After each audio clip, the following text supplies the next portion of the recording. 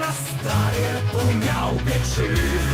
Гэта так проста, гэта так добра, як з галавою залезці пад коўдру. Простыя словы, простыя рэчы,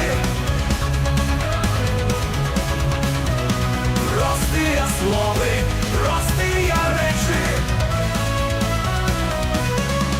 Рыцемкам сінім зімовай парою, у доме бацькоўскім усё так знаёма. Ёсць чым сагрэцца, ёсць дзе схавацца, у доме бацькоўскім у магчымай хаце. Простыя словы, простыя рэчы, простыя рэчы, простыя рэчы. Усё так надзейна, усё так грунтоўна, што тут дадаць і во што нічога. Можна жыць далей, дзень прыйдзе новы, добранач паненкі, добранач панове. Простыя словы, простыя рэчы, простыя рэчы, простыя рэчы.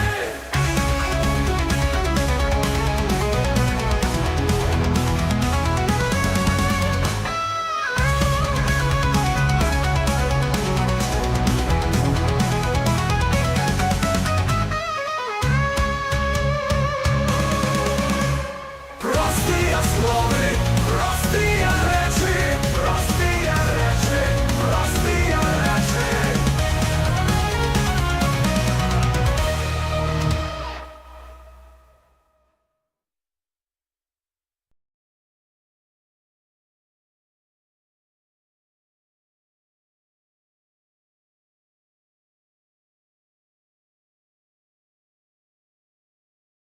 Супер. Ну што ж, вітаю, шаноўнае гаспадарства, шаноўнае маргінерства, усіх на нашым традыцыйным суботнім стрыме. У нас сёння ў гасцях Вадзім Сідараў з Смаленскага рэспубліканскага цэнтру. Вось, і па нашай традыцыі мы даем магчымасць гасцям караценька пра сябе распавесці. Вось, таму, Вадзім, вам слова. Дзякуй за запрошанне, гаспадар Владзімир. Ну, перш за ўсё, я не вельмі часта беру удзел, гэта мякка кажучы, у такіх стрымах, але са гаспадарам Владзімірам знаёмы асабіста, і больш за тое, ён быў першым фактычна рэпетытарам маім па беларушчыне. Вось, таму не мог яму адмовіць вось у ягоным запрошанні. Ну і вядома, вы бачыце, што моя беларушчына вельмі недасканалая, недакладная, таму выбачце за гэта. Ну, не ведаю, наколькі зараз прадуктыўна доўга пра сябе нешта казаць.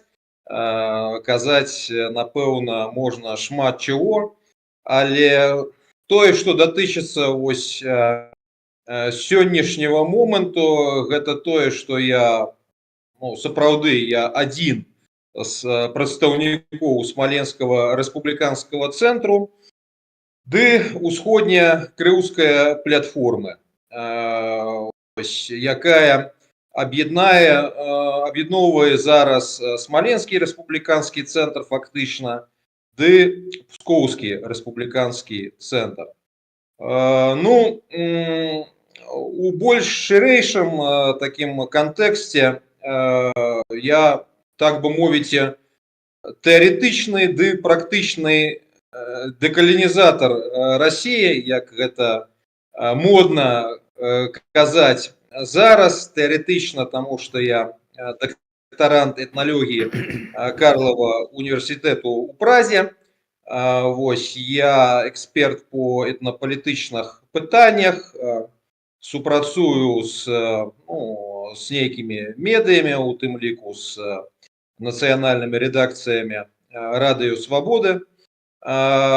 Практычна, таму што таксама, апрача таго, што я адзін з прадстаўнікоў Вось менавіта наша усходнекрыўская платформа да Смоленского рэспубліканскага цэнтру. Я супрацоўнічаю з рознымі дэкаланізацыйнымі пляцоўкамі, з рознымі нацыянальнымі рухамі розных народаў ды рэгіёнаў сучаснай так званай Расійскай Федэрацыі, якія імкнуцца да незалежнасці, да независимасці. Вось, ну, калі сцыпла, то вось так, напэўна. Угу. Сабраўшымся гледачам я нагадваю, што ў нас інтэрактыўны фармат, то бок можна задаваць свае пытанні ў чаце, будзем на іх адказваць, можаце проста пісаць свае меркаванні. Я думаю, сёння можна задаваць пытанні як па палітыцы увогуле, там, так і пра дэкаланізацыю Расіі і пра Чэхію, там, мабыць, што-небудзь, і пра этналогію таксама. Вось. А пакуль пытанняў няма, я буду задаваць свае, тое, пра што мне было цікава паразмаўляць. Вось, але тут у нас у чаце некаторыя ўжо панапісалі, у нас ёсць тут такі актыўны украінскі глядач Владислав Такар, ён напісаў прывітанне госцю, калі крывскі танкі зайдуць у Смаленск, я ўжо стаміўся чакаць. Працуйце, браце. Ну, насамрэч мы цудоўна разумеем, што гэта больш юмарыстычнае пытанне. На жаль, мага быць зараз, што гэта ўсё толькі ў такім стане пачатковым, так? То бок і крыўскіх танкаў, на жаль, няма пакуль, і яшчэ шмат працы, перш за ўсё той, што павінна закрануць свядомасць насельніцтва ў сучаснай Смаленшчыне ды Пскоўшчыне. Але, шчыра кажучы, зараз зразумела, што мы ўсе больш-менш працуем у эміграцыі, і наша мета зараз гэта аб'яднаць вось тое, што мага быць, можна лічыць нацыянальным авангардам нейкім. І вось мы спрабуем рабіць гэтую працу, то бок мы маем ужо нейкіх прыхільнікаў і на тэрыторыі Смаленшчыны, і паміж смалянамі ў эміграцыі. І зараз пачынаем таксама працу з пскавічамі. Вось тое, што адбылося ў нас у лістападзе ў Варшаве, пакуль нехта не ведае, мы тамака прэзентавалі стварэнне Пскоўскага рэспубліканскага цэнтру на чале з Артёмам Тарасавым. Артём, дарэчы, ён ужо у всілякіх спісах экстрэмістаў ды тэрарыстаў так званай Расійскай Федэрацыі, нават ужо ў міжнародным пошуку. Вось. Але ён там быў не адзін. Там з ім насамрэч прыехала такая шчыльная каманда пскавічоў. Яны проста гэтыя людзі, якія паводле вось складаных умоў яны так захавалі ўласныя твары. Гэта што зразумела, так, у сучасных умовах.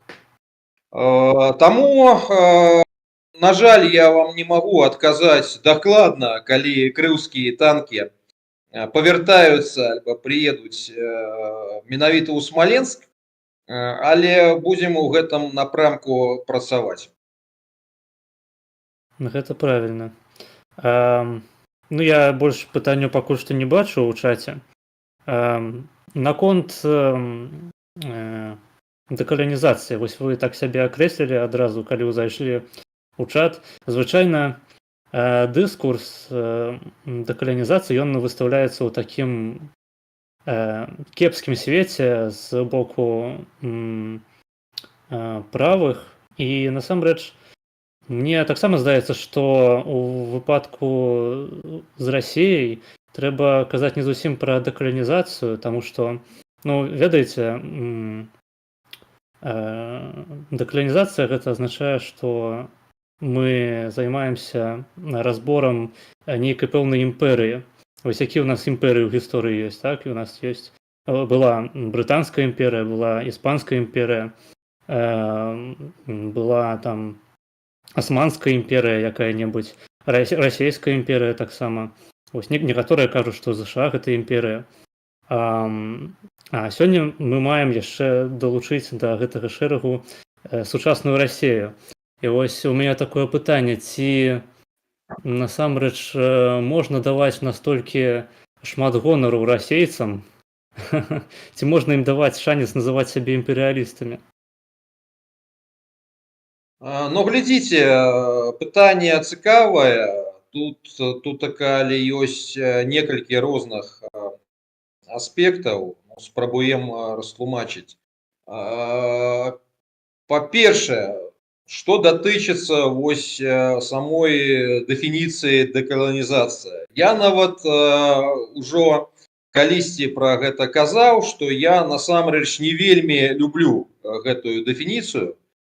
Чаму? Таму што гэтая дэфініцыя, яна павязана з нейкім такім спецыфічным дыскурсам, у тым ліку акадэмічным, на захадзе з пэўнымі такімі сэнсамі. І гэтая дэфініцыя, яна быццам бы абавязывае к чамусьці такому усялякія рухі, якія насамрэч маюць розныя меты і розныя умовы. І гэта можна параўнаць, вось, напрыклад, з сацыялізмам у пачатку 20-го стагоддзя. То бок былі розныя сацыялістычныя, умоўна кажучы, рухі, якія змагались там за сацыяльную справядлівасць і гэтак далей.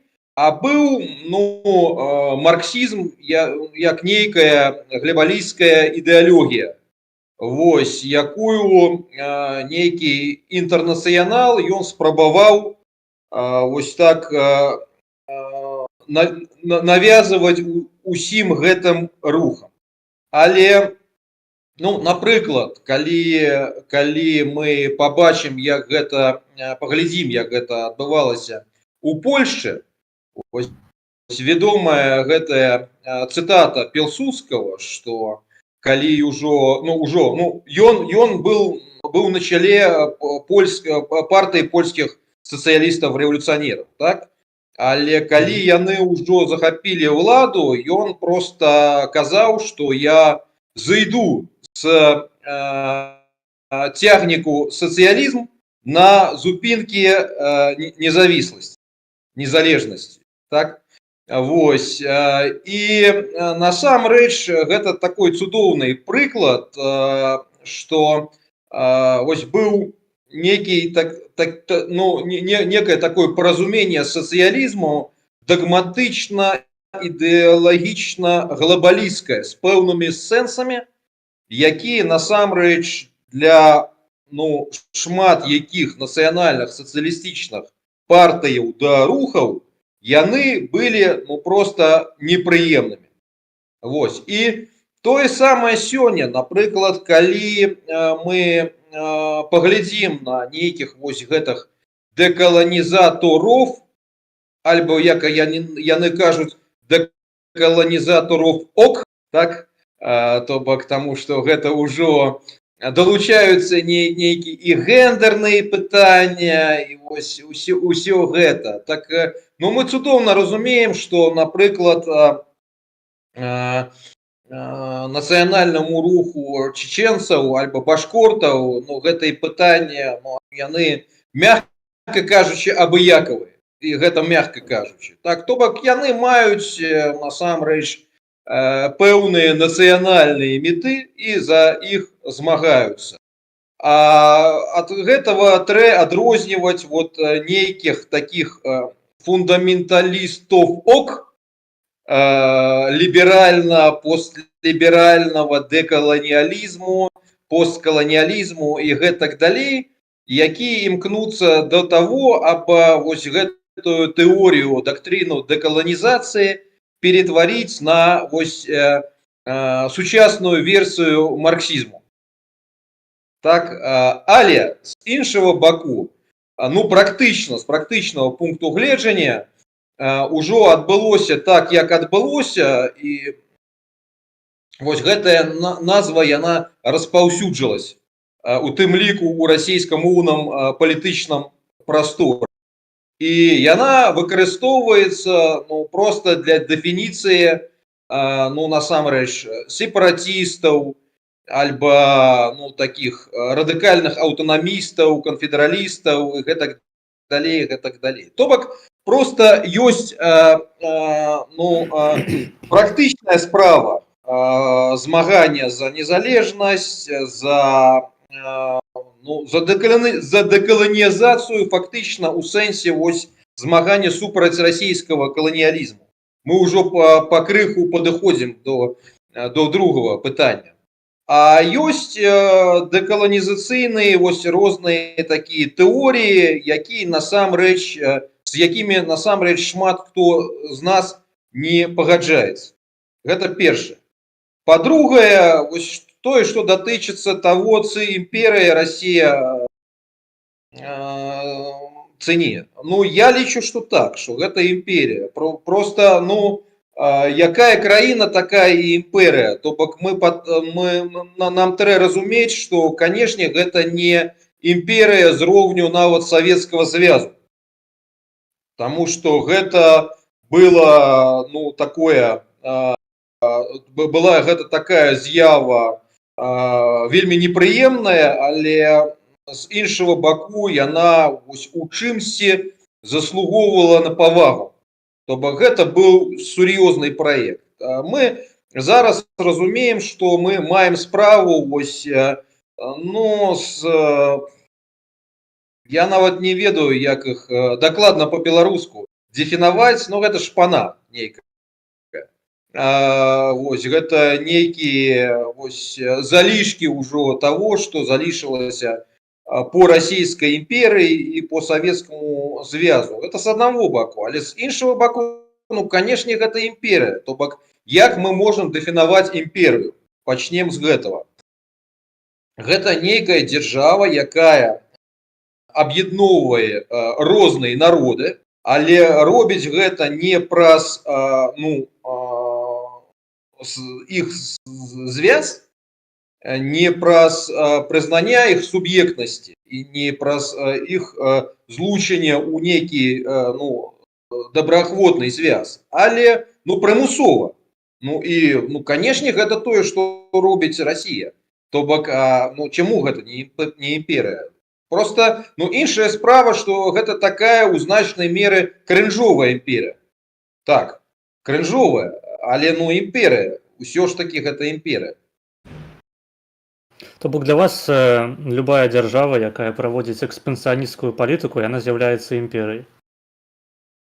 То бок я просто прывяду прыклад такі, што у нас ёсць падзел там у гісторыі старажытнага Рыму на каралеўства, на царства там гэта рымскае, на Рымскую рэспубліку і імперыю рымскую пасля Цэзара. Імперыя праводзіла сваю экспансіянісцкую палітыку, у выніку якой яна і развалілася ў прынцыпе. Але рэспубліка таксама праводзіла сваю экспансію і нават гэтае царства. То бок, ці можна сказаць, што на працягу ўсіх гэтых перыядаў мы мелі дачыненне з імперыяй? Ну вось паглядзіце, гэта тое, што нас павяртае к першаму пытанню. Таму што вось што, напрыклад, мяне адрознівае ад гэтых фундаменталістаў нейкіх дэкаланізацыі, тое, што, напрыклад, я не кажу, што імперія гэта кепска заўсёды. Што кожная імперія заўсёды гэта кепска. То бок, таму я і кажу, што я практык дэкаланізацыі. То бок я ведаю, што сучасная Расія як імперія гэта кепска. І калі мяне запытаюць чаму, ці вось мага быць гэта нешта такое суб'ектыўнае, ну не, я насамрэч магу растлумачыць, таму што глядзіце, вось ёсць імперыі і ёсць нацыянальныя дзяржавы. І насамрэч, што адрознівае імперыю класічную альбо традыцыйную от нацыянальнай дзяржавы, гэта тое, што гэта домадэрны тып палітычнай арганізацыі, якому насамрэч было абыякава, ну, як жывуць народы розныя. То бок яна захоплівала розныя народы, але праз тое, што гэта была домадэрная такая дзяржава, якая не мела агульнай адукацыі, вось такой агульнадзяржаўнай прапаганды і ввогуле будаўніцтва агульнадзяржаўнай нейкай супольнасці, яна ну просто залішала ў спакоі нейкам вось гэтыя народы, якія жылі ўласным жыццём. І таму, ну, напрыклад, калі мы паглядзім, ці то будзе Рэч Паспалітая пазнейшая, таму што, канешне, тут трэба адрозніваць ранейшую Рэч Паспалітую як добраахвотны такой звяз Великай Літвы да кароны польскай от пазнейшай, якая ўжо у значнай меры пачынала ператварацца ў польскую дзяржаву. Так? Ці расійская імперія нават, яны, ну, то бок там адбывалася у першай сітуацыі пэўная палянізацыя, у другой сітуацыі пэўная русіфікацыя, але шляхты, то бок таму што яны будавалі нацыю толькі арыстакратычную. Таму, напрыклад, ну, калі мы паглядзім на большасць беларусаў, дык яны там захоўвались як этнічная супольнасць фактычна, таму што гэта былі тутэйшыя так званыя людзі, так, якія ў сваіх вёсках жылі, размаўлялі па-беларуску, нават калі яны не ведалі, што гэта беларуская мова, беларуская, крывіцкая, ну, мы разумеем, пра што ідзе мова. Ну, і яны захоўвались беларусамі. А чаму гэта пачынала ўжо страчвацца пазней, напрыклад, у Савецкам звязе, таму што ўжо з'явілася вось гэтая агульнадзяржаўная адукацыя, і праз гэтую адукацыю, праз школы, праз інстытуты, праз прэсу, гэтак далей, ўжо пачала вось так праштурхоўвацца расійская мова. Вось, і вось калі мы павяртаемся к гэтаму пытанню імперыя ды нацыянальная дзяржава, справа ў тым, што вось ужо калі пачынаецца даба мадэрну, перад імперыямі узнікае выклік, ну, што рабіць далей. І, ну, агульна і тая самая Османская імперія, і Аўстрыйская імперія, яны, ну, распадаліся на нацыянальныя дзяржавы. Вось, у Расійскай імперыі гэта пайшло іншым шляхом, то бок яны спрабавалі вось так обмануть, так по-беларуску. Падмануць, так. Прамануць гісторыю і вось стварыць быццам бы многанацыянальную дзяржаву Савецкі звяз. І яна, ну, часткова была насамрэч многанацыянальнай, вось, ну, прынамсі увонкава, так. Але потым, ну, мы бачылі, што унутрі Савецкага звязу адбываўся канфлікт паміж дзвюма імкненнямі. То бок гэтыя саюзныя рэспублікі, іхнія эліты, яны імкнуліся до большай аўтаноміі, до большай незалежнасці, але вось імкненне саюзнага цэнтру яно было до того, абы ператварыць гэта насамрэч вось у новую расійскую дзяржаву. І расійскую дзяржаву ўжо не як многанацыянальную насамрэч, а як такую поліэтнічную, але насамрэч монанацыянальную у культурным сэнсе дзяржаву. Напрыклад, калі мы паглядзім на вось гэтую канцэпцыю новай гістарычнай супольнасці савецкі народ, пра што шла мова? Мова фактычна шла про адраджэнне вось той супольнасці, якая ўжо пачала так будавацца у канцы расійскай імперіі. То бок была палітыка ператварэння вось усіх гэтых народаў імперыі у нейкую адну супольнасць. То бок, фактычна нацыю, так? Але вось калі у нацыянальных дзяржаваў гэта адбывалось нармальных, разам з адмовай от іншаземных народаў ды краінаў, то вось расійскі кейс гэта тое, што яны спрабуюць вось захаваць гэтыя захопленыя імперыі тэрыторыі ды народы, але ўжо на раздзел, напрыклад, ад маскоўскага царства альбо ранейшай расійскай імперыі, які іх просто залішалі у спакоі нейкам, ператварыць іх у нейкую новую нацыянальную супольнасць альбо сверхнацыянальную супольнасць. І вось гэта простое, што гэтая палітыка, якая так званай русіфікацыі, якая нішчыць народы, якая просто не можа нармальна нават вызначыцца, да чаго яна імкнецца. Цы да нацыянальнай дзяржавы нармальнай, цы до класічнай імперыі, якую яны насамрэч ужо нават не ведаюць, як будаваць. Таму што ее будавалі іншыя людзі іншай якасці. І пачынаючы з таго, што там было шмат немцаў, літвінаў, русінаў, гэтак далей, то бок гэта была еўрапейская імперія ў значнай меры, так? Але людзей, якія мелі паразуменне, што там адбываецца з цімі ці іншымі народамі і гэтак далей.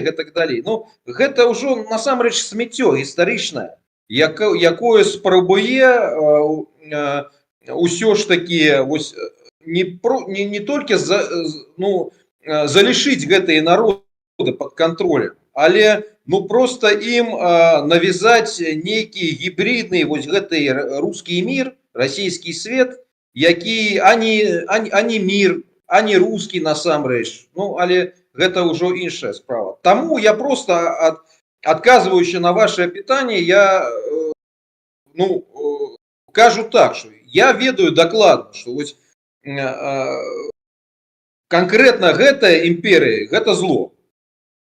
І, як кажа Зінон Станіславович, Мордар павінен быць разбураны. Вось гэта імператыў. А тое, што датычыцца там Рымскай імперыі, пра гэта мы можам ужо так доўга с вами гутаріць, і там могуць быць розныя развагі і гэтак далей. Гэта ўжо іншая справа. Мне спадабалася ваше акрэсленне Расіі як крынж імперыі. Гэта сапраўды, пэўна, адзін з самых пасуючых тэрмінаў. Я хацеў бы яшчэ дадаць, што, ў прынцыпе, не кожны народ варты таго, каб стварыць імперыю. А вось ёсць такі фільм «Жыццё Брайана па Монты Пайтону». І ў гэтым фільме ёсць, гэта такі камедыйны фільм, там ёсць сцэна, калі збіраюцца габрэі з сепаратысцкага руху, і там галоўны прамоўца кажа, вось ён такі ставіць рытарычнае пытанне: што нам далі гэтыя рымляне, акрамя акведукаў, медыцыны, пісьма, адукацыі. І, карацей, там гэты спіс, ён працягваецца. Вось. І, ў прынцыпе, можна зразумець імперыялісцкія імпэты у народаў альбо нацыяў, якія нешта могуць прынесці, не толькі заваяваць і сілай навязаць нейкі парадак, а з самага пачатку мець тэндэнцыю да таго, што іншыя там суседнія народы хочуць далучыцца да гэтай імперыі. І вось што канкрэтна расійская імперыя прынесла, ну, прынамсі беларусам, ну, вось смерць, голад і геноцид, грубо кажучы. Ну, такое глыбокае гістарычнае пытанне. Вось у мяне быў сябра такі вядомы украінскі інтэлектуал Александр Маслак. Ён загінуў вось у аўтакатастрофе. І ён казаў, што ўсюды, куды прыходзіла Рымская імперія, яна сабой несла закон ды шляхі, вось, ды дарогі, так? А ўсюды, куды прыходзіла Расійская імперія, яна сабой несла беззаконие ды бездарожжа.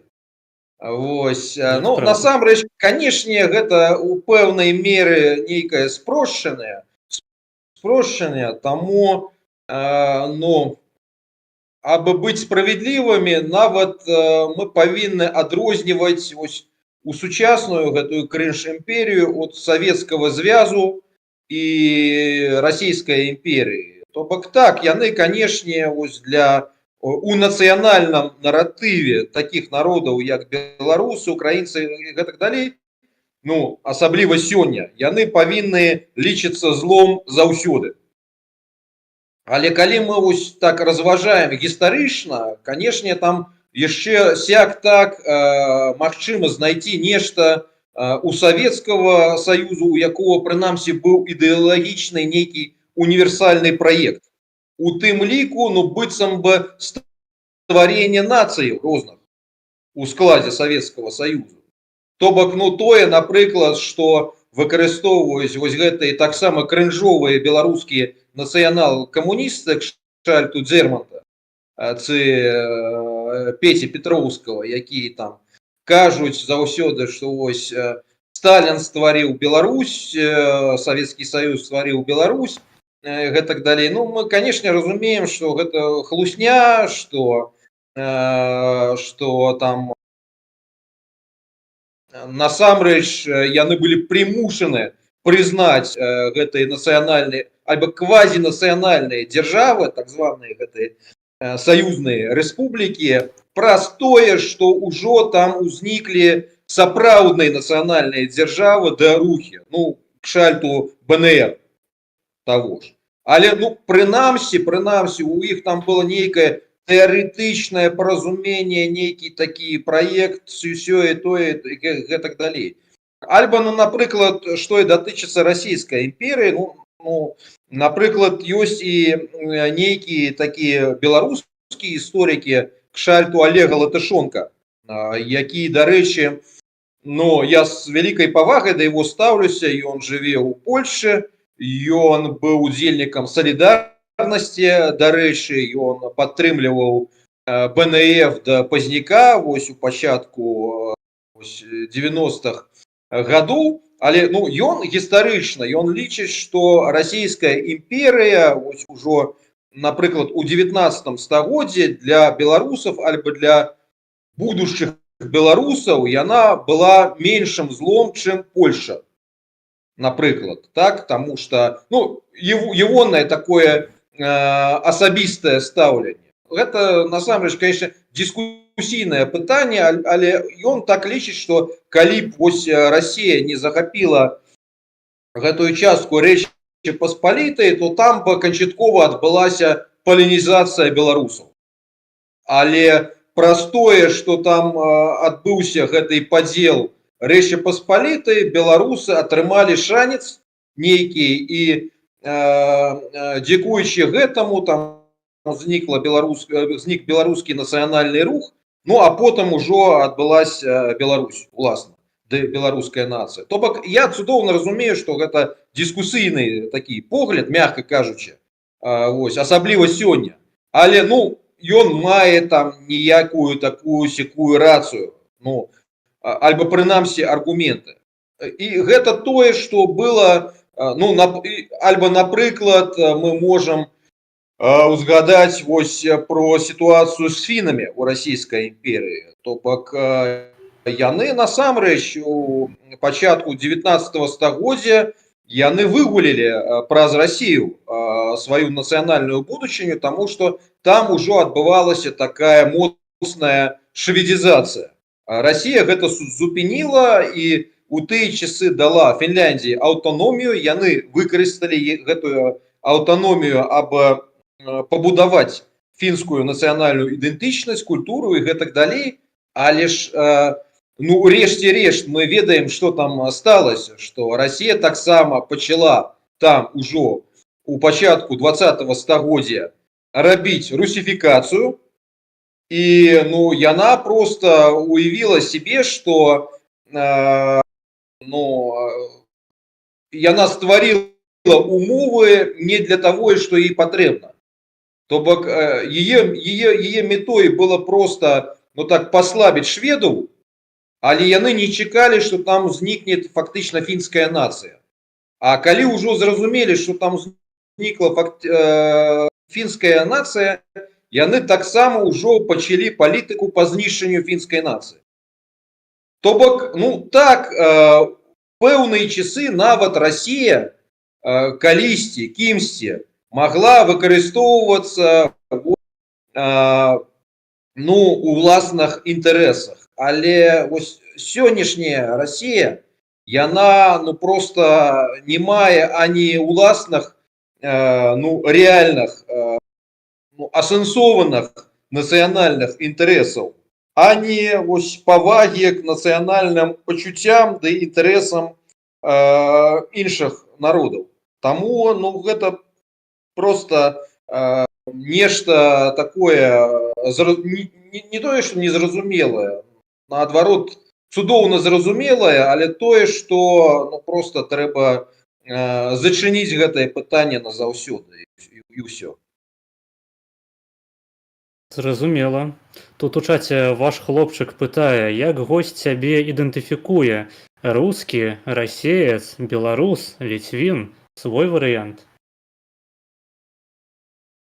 Ну, гэта насамрэч такое інтарэснае, цікавае пытанне. То бок, ведаеце, значную частку свайго жыцця, канешне, я ідэнтыфікаваў сябе рускім, нават калі лічыў, ну, альбо імкнуўся к нейкай альтэрнатыўнай такой рускасці, якая насамрэч я урэшце рэшт себе уявіў, што яна не патрэбная так званаму рускаму народу. Вось, таму я чалавек фактычна рускага альбо расійскага бэкграунду, як казала вось калісьці Юлія Навальная, але гэта тое, што насамрэч датычыцца мінуласці, але не будучыні. І вось фактычна сёння, чаму, напрыклад, мне і як тэарэтыку, і як практыку цікавая вось гэтая даба, ну, паміж 19 ды 20 стагоддзямі у Беларусі, у Рэчы Паспалітай. Таму што там адбывалася вось ператварэнне часткі людзей, якія паводле культурнага бэкграунду яны фактычна ўжо былі палякамі, адбывалася вось гэтае ператварэнне іх на носьбітаў беларускай свядомасці.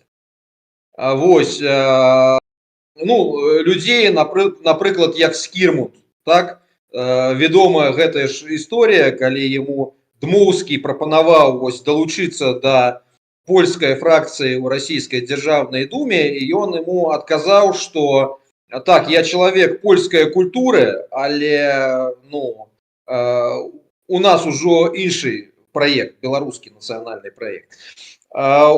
у маём асабістым прыкладзе гэта трошку складанейшае, таму што вось хаця маі карані по прамой мужчынскай лініі, ну фактычна іх можна ідэнтыфікаваць як беларускія, таму што яны ідуць до захадняе Смаленшчыны, до Рослаўльшчыны, якая лічылась часткай беларускай этнаграфічнай тэрыторыі. Ну, адбылося так, што Беларусь сучасная і сучасная беларуская ідэнтычнасць, яна была пабудована вось у гэтых, ну, мінімалізованых межах, без вось гэтых беларускіх этнічных ну, тэрыторыяў.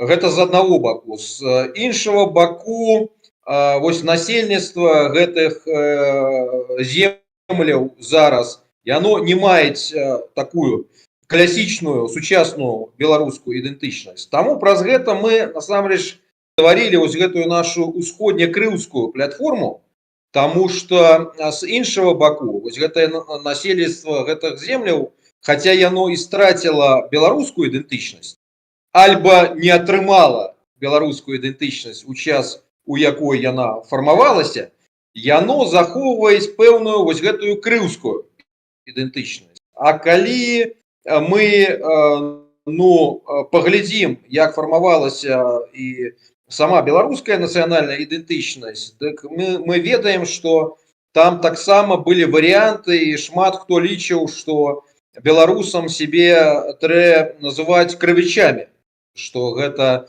дакладнейшая назва, але ўрэшце рэшт, там, ну, напрыклад, Шкілёнак, ён казаў, што вось беларусы, крывычі да Літвіны гэта тры назвы аднаго і таго ж народу. То бок,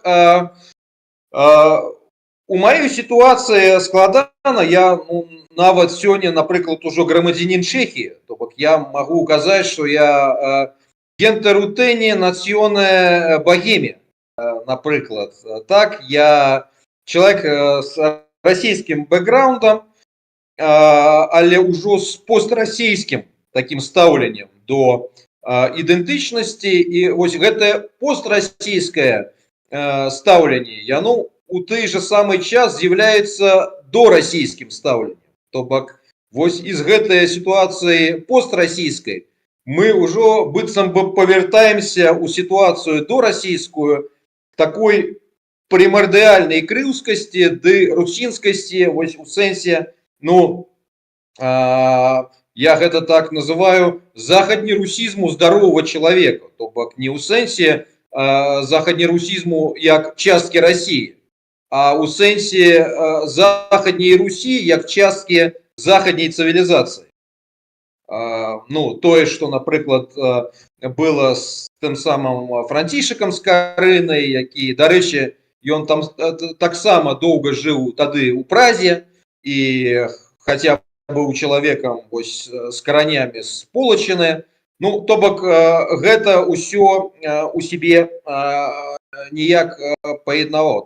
Таму я насамрэч у значнай мере тады ідэнтыфікую сябе як чалавек, вось, ну, тое, што датычыцца такого культурного паразумення часткай цэнтральна-ўсходнееўрапейскага прастору, вось, з каранямі русінскімі, крывічскімі і з таким пострасійскім бэкграундам.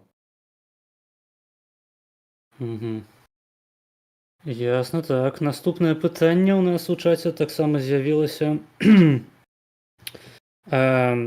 Владислав Такар піша, чи зустрічався гість з кубанцями-українцями і українцями із зеленого клину на різних платформах? Ну так, пэўныя кантакты былі. Вось, я, дарэчы, калісьці сябраваў, маімі бліжэйшымі сябрамі былі кубанцы, яшчэ гэта былі 90-е гады вось у Расіі, і там таксама цікава было вось на гэта глядзець, таму што нейкі гэтыя кубанцы яны себе лічылі расейцамі, а нейкія лічылі себе ну то бок казакамі як акрэмай нацыянальнасцю.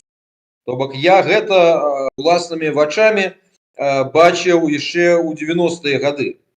Вось зараз я ведаю, што ёсць нейкія такія рухі, праекты, так мы бачылись на розных вось пляцоўках, у тым ліку форума свабодных народаў пост-Расіі, і нават вось нам пісаў у каментарах у маём канале прадстаўнік руху языковы ертаул. Гэта казачыя нацыяналісты, але наколькі я ведаю, яны хутчэй данскія, чым кубанскія, ну але ўсё ж такі.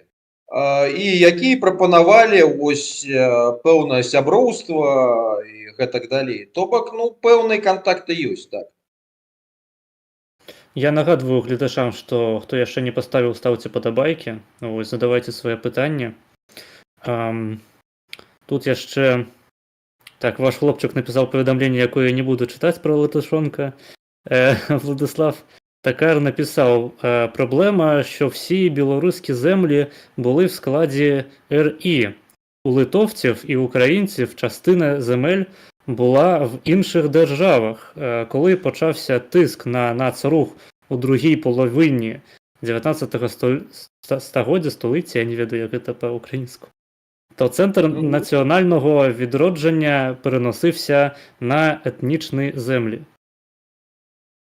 Ну так, это вот сёння гэта падыход у тым ліку Тимоти Снайдера, і ён гэта называе вось я не ведаю, канцэпцыяй ці з'явай вось украінскага ды літоўскага П'емонту. То бок як у італійцаў у іх быў П'емонт поза межамі Аўстрыйскай імперіі, які ім дазволіў развіццё італьянскага нацыянальнага руху. Гэтаксама такі П'емонт быў у украінцаў у Галіцыі аўстрыйскай, ды у літоўцаў гэта была так званая малая Літва вось у Прусіі, якую яны выкарыстоўвалі для развіцця уласных нацыянальных рухаў. На жаль, у беларусаў гэтага не было, і вось нейкія навукоўцы яны тлумачаць вось пэўнае такое спаждзенне беларускага нацыянальнага руху менавіта з гэтым, альба прынамсі у тым ліку з гэтым. То бок гэта мае рацыю, так. Яшчэ тут ён дадаў, што я не дачытаў до канца, так што входили до складу Австро-Угоршчыны чи Прусіі ў выпадку літоўцаў. Ну так, на гэта спадар Вадзім адказаў акурат, што гэта мела пэўнае значэнне. Ваш хлопчык пытае, што госць мае на ўвазе пад альтэрнатыўнай рускасцю? Ну, глядзіце, насамрэч, ось я ж пачынаў як расійскі альбо рускі нацыяналіст яшчэ ў 90-е гады. Менавіта тады, калі гэта абсалютна не было модным, як зараз. То бок зараз і Путін рускі нацыяналіст, і ледзь не Кадыров. Ледзь уже не Кадыров рускі нацыяналіст, так. А я ось памятаю, калі я хлопчыкам у апошнім, здаецца, клясе школы нашай маскоўскай, і там вучыліся дзеці маскоўскай інтэлігенцыі, гэта быў пачатак 90-х гадоў, і вучителька по гісторыі так спытала: Вадзім, ты хіба нацыяналіст? І я адказаў так. І гэта просто была такая пауза у клясе вось на пэўны момант. Гэта было абсалютным такім выклікам, насамрэч, вось грамадскім тэндэнцыям таго часу. Але насамрэч я вось пачынаў у такім рэсентыментным коле імперскім,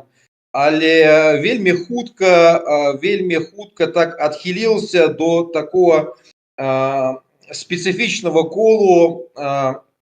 Тады іх лічылі нацыянал-дэмакратамі, але тут трэба заўважыць, што нацыянал-дэмакраты вось 90-х гадоў у России, у тым ліку у Москве, гэта не тое самае, што былі нацыянал-дэмакраты пачатку ўжо 21-го стагоддзя, калі там ужо і Навальны быў нацыянал-дэмакратам, гэтак далей.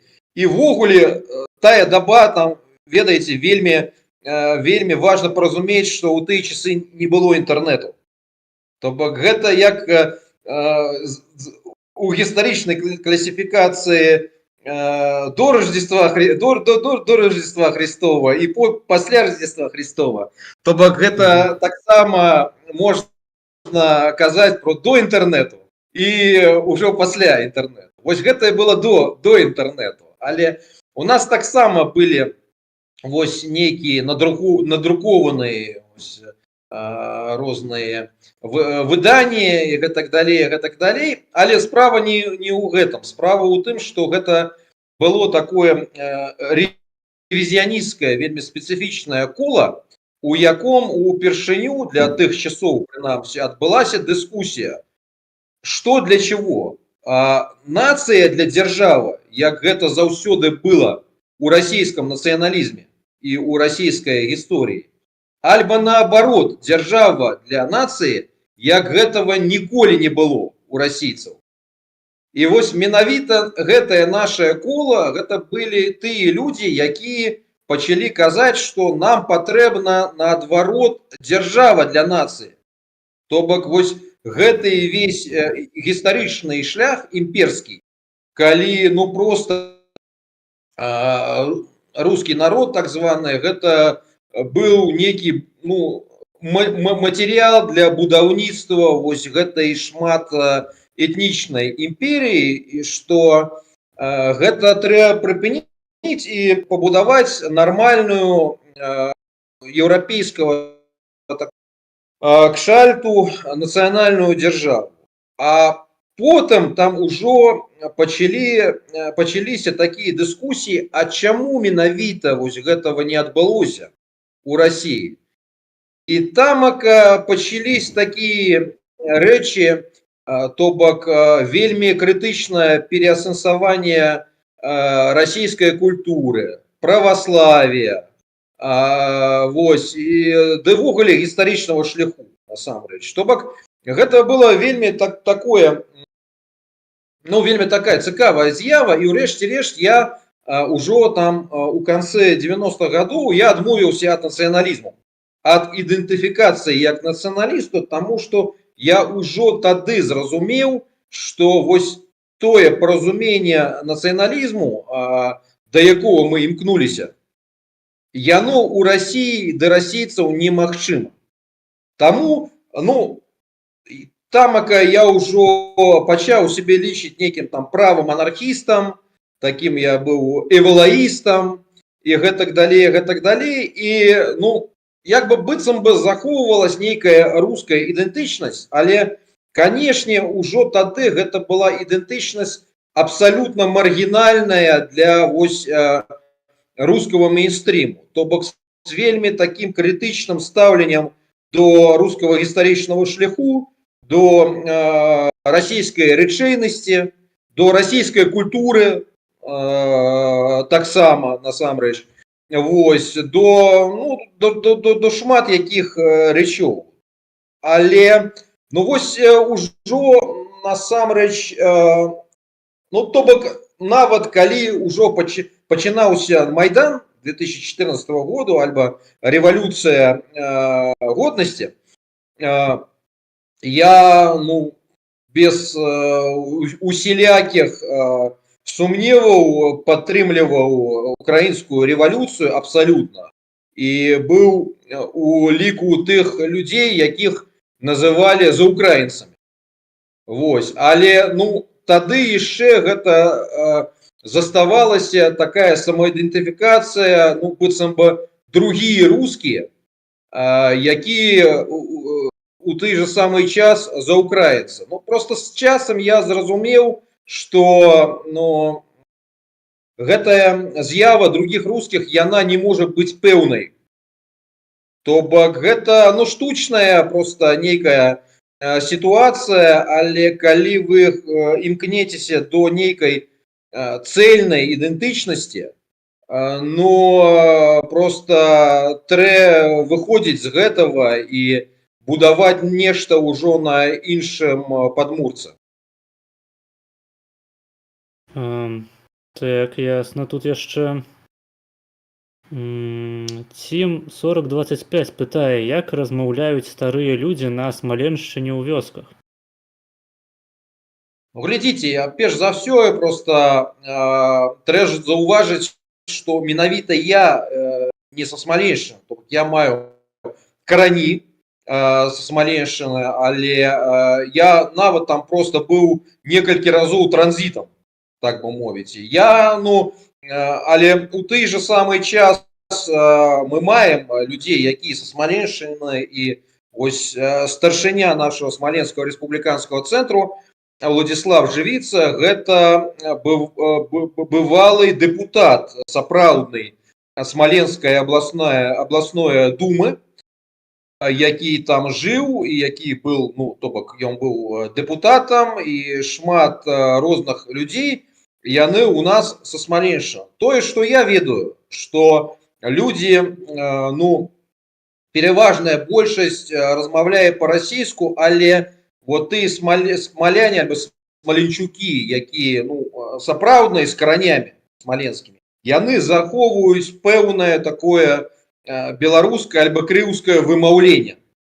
То бок гэта так, гэта расійская мова, але гэта трошку іншая расійская мова. То бок нейкае вымаўленне там такое захоўваецца, а что датычыцца того, як размаўлялі, ну, то бок, калі мы возьмем смоленскі областны словнік Добровольского, нават, это пачатак 20-го стагоддзя, то мы там цудоўна убачым, што смаленчукі, яны фактычна размаўлялі на дыялекце беларускай мовы.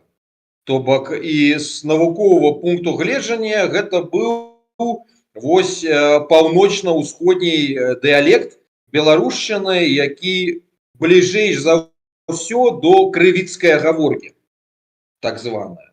То бок, і там гэта захоўвалась, і насамрэч захоўвалась шмат у каго, нават вось сёння маем прыхільнікаў нашего Смоленского республиканского центру. Ну, яны ўжо такія людзі дарослыя, яны кажуць, што мы памятуем наших бабуль, дзедуль, якія ну, фактычна размаўлялі па-беларуску, альбо на нейкай трасянцы. Вось. То бок гэта ўсё было, і фактычна этнічныя ды этналінгвістычныя карані Смаленшчыны, яны беларускія ў такім прымардыяльным, прынамсі, сэнсе, у крывіцкам. Цікава. Тут ваш хлопчык пытае, дакладней ён піша, што ўсе людзі ў маім жыцці, якія цытавалі Тимати Снайдера, гэта староннікі грамадзянскага нацыяналізму і бачаць будучыню беларусаў як карычневых людзей.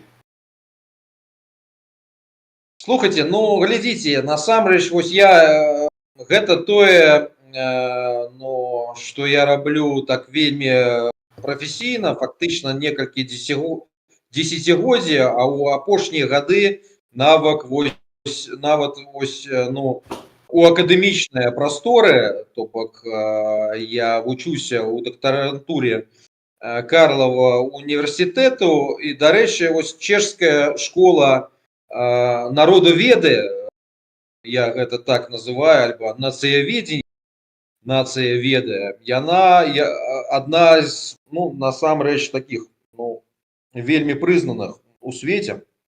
Вось гэтыя ўсе развагі пра дыхатамію грамадзянскага да этнічнага нацыяналізму, яны надта дылетанцкія.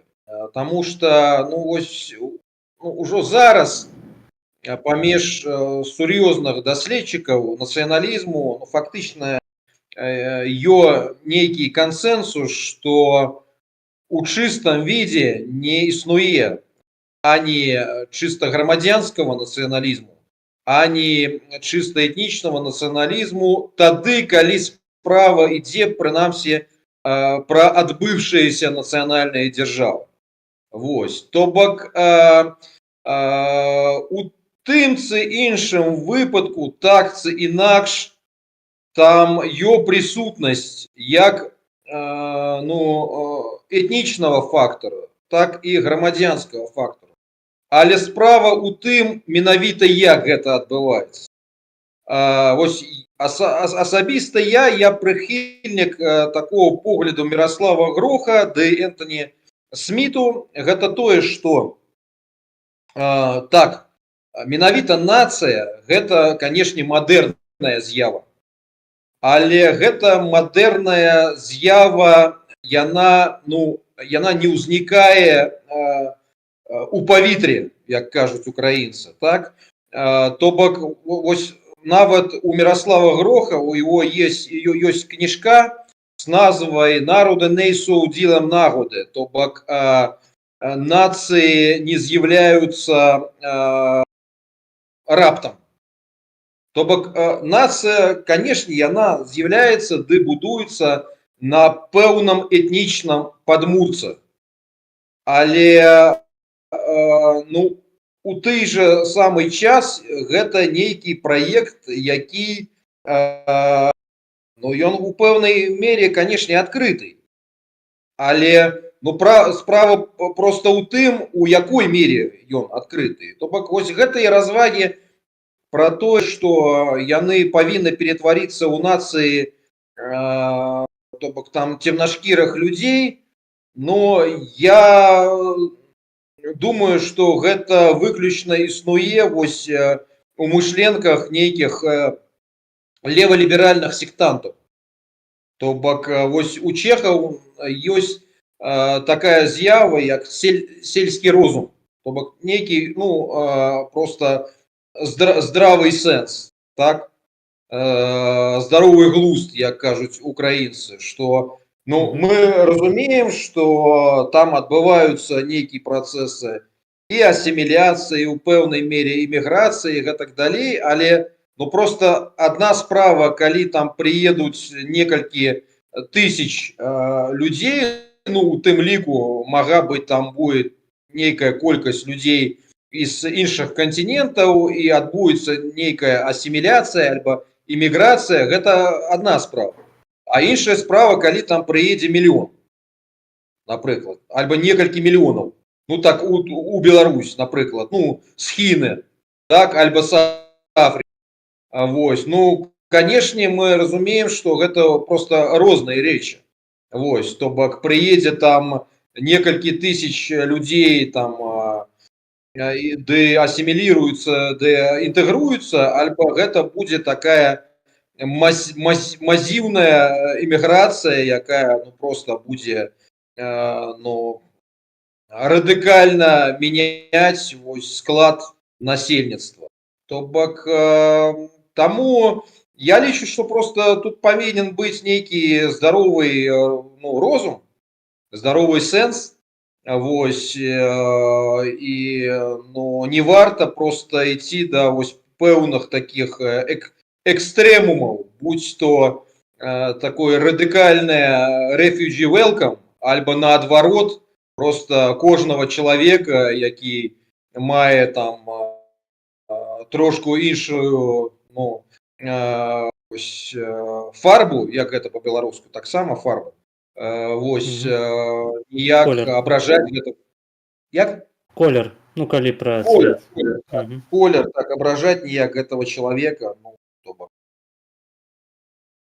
у мяне трошкі іншы падыход да гэтага, як дылетанта, у мяне няма адукацыі, тым больш гуманітарнай. Мне здаецца, што пытанне з самага пачатку было пра тое, што у грамадзянскіх і этнічных нацыяналістаў, ну, нават калі вы не прызнаеце такі падзел, ёсць людзі, якія сябе лічаць тымі ці іншымі. Вось у іх існуе розны погляд на вось гэтую самую эміграцыю. То бок каму у прынцыпе можна даваць пашпарт той ці іншай краіны, калі мы ў рамках нацыяналізму разважаем, то бок у нас ёсць нацыя, то бок это значыць, што інстытут грамадзянства існуе ў краіне. І каму гэты пашпарт можа быць выданы на якіх умовах. І грамадзянскі нацыяналіст, як, напрыклад, не ведаю, які-небудзь нямецкі нацыяналіст, ён можа лічыць, што ну вось прыязджае чалавек з Блізкага ўсходу, вывучае нямецкую мову, вывучае нямецкую гісторыю, культуру, там прымае, мабыць, там хрысціянства, ну, карацей, прымае ўсе атрыбуты якога-небудзь сучаснага нямецкага грамадства, але пры гэтым мае паходжанне ну, зусім адрознае ад гэтага. І вось у гэтым пытанні як бы нацыяналісты гэта і розніца, што адныя хочуць даваць гэтаму чалавеку грамадзянства, а другія адмаўляюцца. Ну, глядзіце, я вось нават як чалавек, ну, калі мы возьмем такой погляд максімальна прымардыялісцкі. Як чалавек, які вывучаў просто сяк так папуляцыйную генетыку. Вось я вам магу казаць, што як і вайна, гэта там існуе так званы закон, што вырашаюць вялікія батальёны, так? Вось тое самае і ў генетыцы папуляцыйнай. Таму што, ну, напрыклад, вось мы калісьці з сябром абмяркоўвалі Такенданга, вядомого вам, я спадзяваюсь, так? І, ну, вот ён пытаў, ну, мой погляд, я казаў, што ну, я лічу гэтага чалавека беларусам, потому што яго маці беларуска. Гэта значыць, што ён не толькі беларус паводле мовы, што ён там падтрымлівае беларускую культуру і гэтак далей, але у яго ўжо палова нават ягонага ДНК, яна насамрэч, ну, такая, ну, умоўна кажучы, сапраўдная беларуская. І калі ён будет мець жонку беларуску, альбо там умоўную славянку нейкую, у ягоных дзіцёў гэта будзе ўжо 75%, а у іх дзіцёў ужо там, ну, амаль 100%. Ну, напрыклад, калі вы паглядзіце на Пушкіна таго самого і на его нащадкаў зараз, ну, там нічога африканского не засталося. Ну, мага быць там 1-2%, нешта падобнае. Але пра што гэта? Ну, пра тое, што гэта быў адзін Абрахам Ганнібал на мільёны. Так? Вось. А калі б гэтых Абрахамаў Ганнібалаў было мільён, то гэта б ужо было бы нешта іншае. То бок, так і вось у гэтых пытаннях, то бок, я лічу, што вырашае тады колькасць. То бок, калі вы просто завозіце там мільёны людзей з іншым бэкграундам, то ну просто гэта ўжо ну, сур'ёзны выклік для нацыі, для того падмурку, на яком гэтая нацыя пабудована. Але калі, напрыклад, гэтая нацыя там 40 мільёнаў, як у палякаў, і там будуць, я не ведаю, некалькі там, ну нават там 1000 будзе людзей не толькі з Блізкага Сходу, але нават і з Афрыкі. Ну так яны там просто будуць генетычна перемолаты. То бок гэта будзе ну, тая самая сітуацыя там Пушкінах, умоўна кажучы, так, якія там просто будуць асіміліраваны у тым ліку і генетычна, у генетычным сэнсе у тым ліку, таму што там нейкі хлопчык з Камеруну, калі у яго жонка будет полячка, конечно, там могут ніяк абражаць его, егоных там детей и так далее, але егоныя дети уже будут иметь 50%, ну, умовно кажучи, белой крови. А у далейшых генерациях, ну, гэтая колькасць будет звышацца. І то бок, ну, просто адбудзецца у тым ліку і генетычная асіміляцыя, і вы там не знайдзеце ось у егоных вынікаў егоных аналізаў егоных нашчадкаў. Вось чагосьці там такого, што там ну, ніяк сур'ёзна адрозніваецца ад яго суайчызнікаў новых. Але, канешне, калі іх там будзе мільён, то справа будзе іншая. То бок гэта ўжо будзе, ну, у тым ліку і генетычнае ператварэнне нацыі, і канешне, вось у гэтай сітуацыі існуе магчымасць таго, што нацыя, ну, яна проста страціць тое, на чым яна была пабудована, у тым ліку і дэмаграфічна. Ну, вось мне і здаецца акурат, што менавіта такая дыхатамія паміж слабой і узмоцненай эміграцыяй, яна выдае у вас усё ж такі этнічнага, ну, не ведаю, ці нацыяналіста, але ўсё ж такі чалавека, які лічыць, што этнічная кампанента, яна мае, ну, пэўнае значэнне.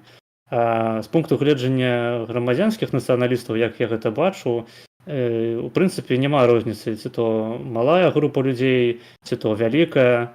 У прынцыпе поўнае замяшчэнне там іншым народам, яно для грамадзянскага нацыяналіста не з'яўляецца нейкай катастрофай, калі яны ўсе ведаюць адпаведную мову, культуру, гісторыю і так далей. Ну так, могу пагадзіцца з гэтым. Нават, ведаеце, вось у нас у акадэміі, канешне, вось такі генетычны прымардыялізм у большасці выклікае, ну, жудасную такую рэакцыю, але нават калі гэта было год альбо 2 гады таму, і была лекцыя Міраслава Гроха, а яму ўжо недзе 90 гадоў, дарэчы, зараз, але чалавек, ну, просто цудоўна ўсё разумее, когнітыўнай, гэтак далей рэакцыі. І вось там была потым гутарка са студэнтамі, і вось ён выкарыстаў такую, ну, дэфініцыю, што у тым ліку гэта, ну, пытанне біялагічнага захавання нацыяў. І адна студэнтка, яна просто была ў шоце. Яна просто так не стрымала сябе і сказала: залізьце. Ну, якое біялагічнае захаванне? Але Грох гэта казаў. То бок, ведаеце, канешне, вось чаму я кажу пра нейкі сельскі розум. То бок, і у тым ліку у нас, у цэнтральна-ўсходняй Еўропе ёсць нейкія, вось, ну, будзем так казаць, асаблівасці лакальныя. Ну, давайте імкнуцца іх захоўваць таксама. То бок, я не прыхільнік абсалютна того, што вось чалавек, ну, калі ён там прыехаў сюды, ну, з Камеруна альбо адкудасьці, калі ён легальны мігрант і гэтак далей, або его ніяк там абражаць і гэтак далей. Але таксама я цудоўна разумею, што усё гэта цудоўна, калі іх вось тады толькі колькі іх зараз. А пакуль іх будзе ўжо там мільёны, то гэта ўжо будзе іншая гісторыя, і давайте просто захоўваць так, як гэта ёсць зараз. Так, давайте захаваем добрыя інстытуты і не будзем замяшчаць іх дрэннымі. Так. Што тут яшчэ? Ваш хлопчык пісаў: у Смаленску людзі размаўляюць прыкладна на такой жа расейскай, як і мы. Так. То бок, Жан Балынюк — гэта наш славянскі хлопчык, а Алана Ебрамрыям — наша карычневая каралева? Мне здаецца, ўжо мы гэта пытанне Я нават не закрылі, але ведаю, калі хто ёсць жаданне, можаце яшчэ што-небудзь задаць. Я нават не ведаю, хто гэта такі. На жаль, альбо на шчасце. Ну гэта такое класічнае пытанне да нацыяналістаў, тыпу, ці з'яўляецца Жан Беланюк, это, я наколькі веду, нейкі ўкраінскі дэпутат. Так. Ну, не ведаю. То бок, ну, ведаеце, але ну, у кожным просто выпадку гэта, ну, нейкая такая, ну гэта аднолькавыя з'явы нейкія. То бок, калі гэта было бы масавай нейкай з'явай, было б пра што ну, турбавацца неяк. Але калі гэта, ну, просто экзотичное выключение из правила. То бок, ніяк так. Что датычыцца Смоленску, вось насамрэч так, я лічу, што хаця у нас ось, ну, фактычна страчана беларушчына, але ў параўнанні, ну, калі мы будем глядзець так шчыра, ситуация у самой Беларусі, ну, адрозненне не вельмі радыкальнае. То бок ситуация моўная, умоўна кажучы, у Гародні і ў Смаленску, яна, ну, мага быць ніяк там адрозніваецца, но, на жаль, не вельмі радыкальна. То бок з гэтага пункту гледжання не ўсё страчана, потому што я насамрэч верю, што прынамсі Беларусь альбо сучасную межы Рэспублікі Беларусь, яны могуць павяртацца да беларушчыны, да сапраўднай беларускай ідэнтычнасці і гэтак далей. Канешне, вось з Смаленскам трошку складнейшая ситуация, тому что там страчана не толькі беларуская мова, але і беларуская свядомасць. Вось гэта тое, што адрознівае сітуацыю там Гародняй альбо нават у Віцебску ад сітуацыі ў Смаленску, на жаль. Вось, і таму, канешне, падыход у Смаленску павінен быць трошку іншым. Але насамрэч, вось тое, што нешта захоўваецца у любым выпадку. То бок, людзі там ведаюць нешта такое. Нават вось гэтая крыўская тэма, яна выкарыстоўваецца нават у афіцыйным дыскурсе. То бок там, канешне, гэта смешне, але там нават вось Аман называўся крывічі. Вось, і вось гэтыя дэбілы, добраахвотнікі, так званыя, якія прыймалі ўдзел в СВО, так званым, таксама ў Смаленске мелі назву крывічі. Вось, там быў фестываль губернатара крывічі, то бок гэты крыўскі дыскурс, ён надта распаўсюджаны ў Смаленшчыне, у Пскоўшчыне у тым ліку. Людзі нешта памятаюць пра там бабулек, дзедулек, якія размаўлялі па-беларуску. Людзі насамрэч яны вось маюць нейкае такое, ну, вельмі прыемнае стаўленне до Беларусі ды беларусаў, лічаць іх вось, што гэта нашы браты, там родныя, гэтак далей. То бок гэта, ну, гэта не звучыць не тое самае, што і Валагодчына, напрыклад. Са всей павагай да Валагодчыны, то бок мы разумеем, што этнічна гэта іншы рэгіён. Так, дарэчы, зноў пра этнічнасць, так? Вось, і менавіта гэта той падмурак, на яком можа нешта будавацца. Цікава, ну я вось адзін раз толькі ў жыцці быў у Смаленску, яшчэ зусім маленькім на экскурсіі, таму у мяне досведу ў гэтым зусім няма у стасаванні са смаленчукамі. Але я памятаю, як Зянон Станіславович распавядаў цікавую гісторыю пра то, як у часы Савецкага Саюза смаленчукі прасіліся на працу да жыхароў Магілёўшчыны з такой нагоды, што мы ж такія самыя беларусы, як і вы. Не, Зянон Станіславович нават вось ён на нашым мерапрыемстве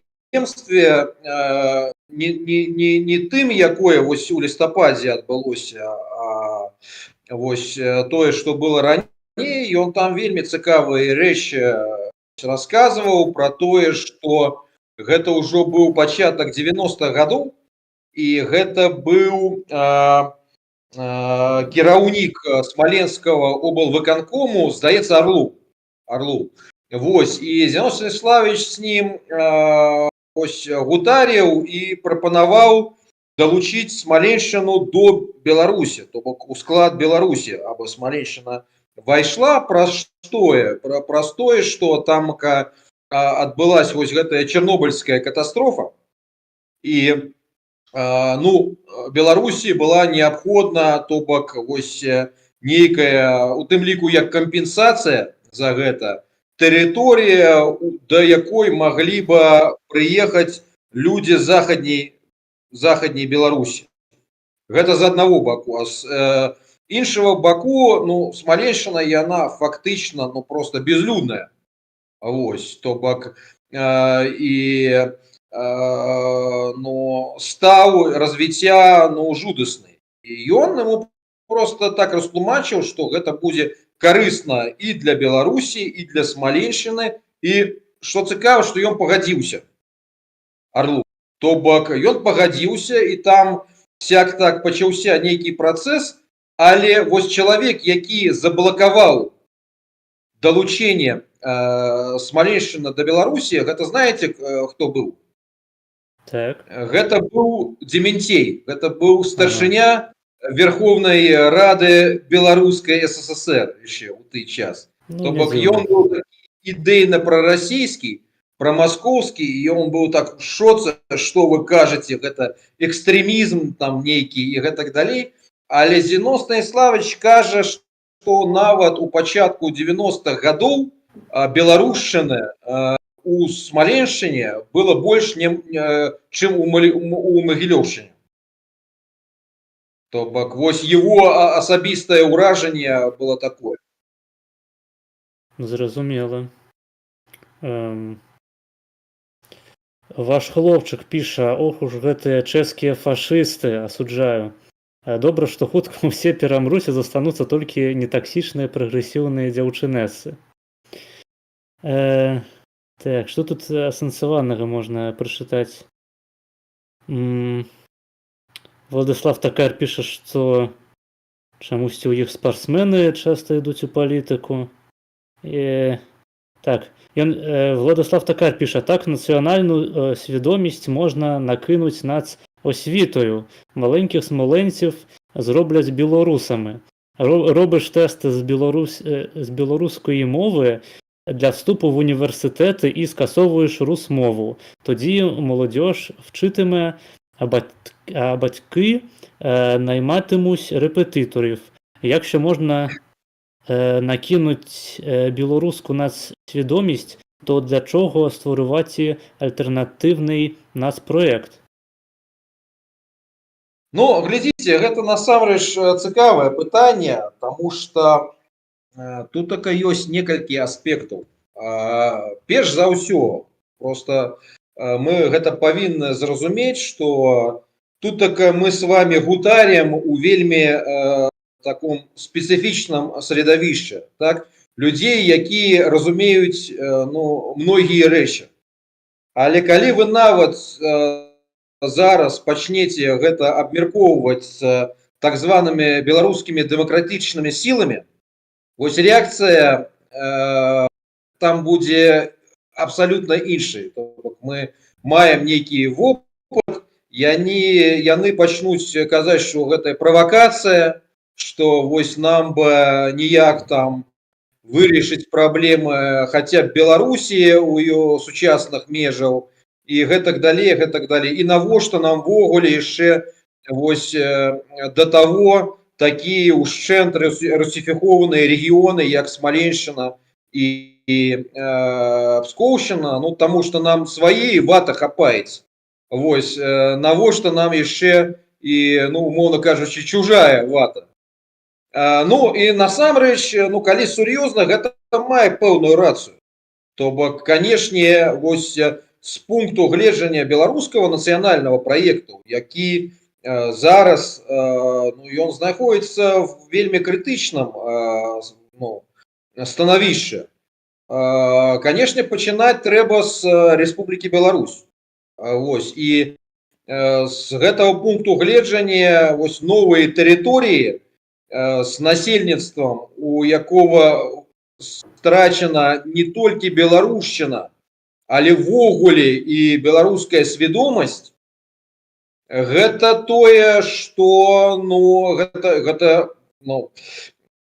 прынамсі гэта дадаткавая праблема. І гэта вялікае пытанне, гэта неабходна такому слабкаму нацыянальнаму праекту, шчыра кажучы, альбо не. Таму вось гэты наш падыход насамрэч, што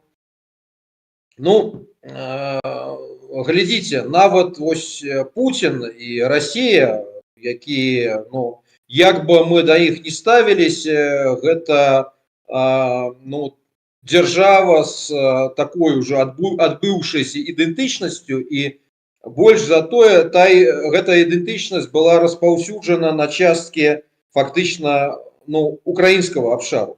Але калі яны там, так, яны захапілі адразу Крым, але нават калі яны там пачалі на Донбасе, яны там перш за ўсё стварылі вось гэтыя акрэмыя быццам бы рэспублікі, так, Донецкую ды Луганскую. І маем таксама прыклад Люцыяна Жалягоўскага, які, калі ён захапіў Вільню, ён не прыяднаў ее адразу до Польшчы, а ён там стварыў вось сярэднюю Літву. І ён там менавіта імкнуўся будаваць нешта такое прапольскае, але акрэмае. Потым, дарэчы, вельмі абражаўся на Пілсудскага, калі ее просто вось прыядналі до Польшчы, і лічыў, што гэта недакладна. Таму тут така маем некалькі пунктаў гледжання. То бок з беларускага баку гэта вялікае пытанне, ці вось гэта патрэбна далучаць такія рэгіёны до краіны, якая знаходзіцца ў таком аслабленым нацыянальным становішчы. З пункту гледжання смаленчукоў да пскавічоў гэта можа справакаваць нейкае такое адмоўнае стаўленне до Беларусі, хаця зараз яно з'яўляецца станоўчым, таму што гэтая сітуацыя не будзе падрыхтованай. Таму вось наш падыход, ён такі, што стварэнне пэўных такіх краёвых ідэнтычнасцяў, але, канешне, з вельмі выразным такім этнічным кампанентам, крывіцкім, які насамрэч прымардыяльна і з'яўляецца беларускім у такім прымардыяльным сэнсе, яно бы дало магчымасць так працаваць, так адпаведна, так крок за крокам, то бок працаваць са свядомасцю, так памалу там распаўсюджваць беларушчыну, не прымусам, але вось так рэкламай нейкай, там праштурхоўванне розных праграмаў адукацыйных, там спаўпрацай, і таму, што для гэтага ёсць пэўны натуральны грунт. Калі вы будете рабіць так, гэта можа даць, рэшце рэшт, лепшы вынік, чым вы адразу будете спрабаваць вось проста гэта так, проста далучыць да Беларусі, калі да гэтага не падрыхтована ані Беларусь, ані гэтыя рэгіёны. Зразумела. Наконт беларускіх дэмакратычных сілаў, гэта мне падабаецца вельмі досыць забаўнае словазлучэнне, таму што у адносінах да гэтых людзей можна сказаць, што яны ані беларускія, ані дэмакратычныя, ані сілы. І тут Владислав Такар піша: ніколи не питайте в Маргінеза, що б він зробив з білоруською демократичною інтелігенцією. Так, це правда. Ваш хлопчик пише, і примусом так само. Примус разумееце, то бок вось насамрэч калі сур'ёзна, вось як мы гэта бачым, мы нават прэзентавалі наш праект вось на гэтым мерапрыемстве, дзе браў удзел Зенон Станіславович, там зрабіў прамову цудоўную ён. Вось мы, ну, перш за ўсё, канешне, мы разумеем, што гэта справа, ну, ўлады. То бок той, хто то бок першы сцэнар, напрыклад, так, аптымальны, але ён не той, што малаверагодны, ён верагодны толькі вось пры радыкальным развіцці падзеяў. Вось, што вось, ну, напрыклад, мы захопліваем там владу. Так, гэта будзе адна рэч. Іншая рэч, напрыклад, калі гэтага не адбудзецца, але адбудзецца вось некая такая радыкальная, ну, рэвалюцыя нейкая, напрыклад, у Расіі, і з'явіцца магчымасць вось ствараваць там рэгіянальныя партыі, рэгіянальныя парламенты і гэтак далей.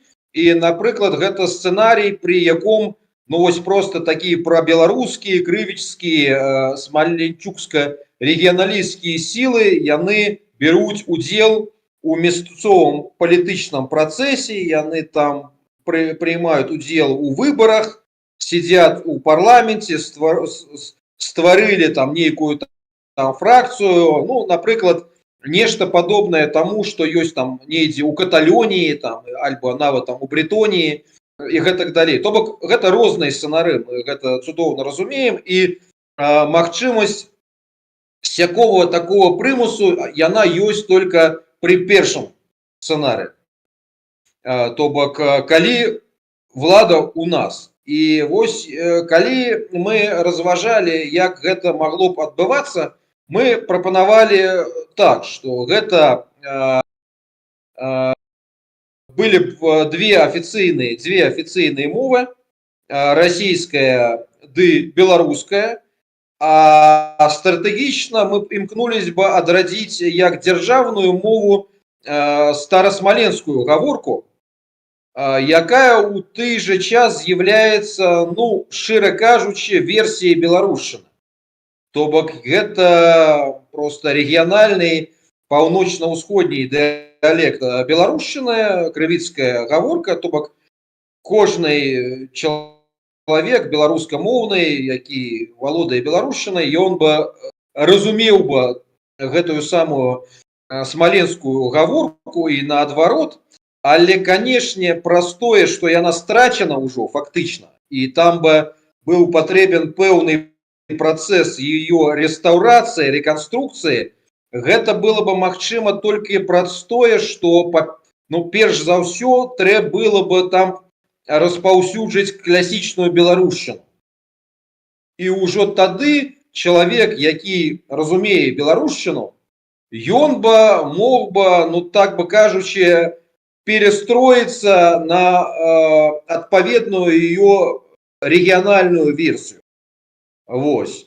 І як гэта магло бы адбывацца праз развіццё адносінаў з Беларусью, праз праштурхоўванне розных праграмаў спаўпрацы, праз тое, што студэнты ездзілі да Беларусі, праз тое, што беларускае телебачанне, яно працавала ў Смаленскай ды Пскоўскай рэспублікі.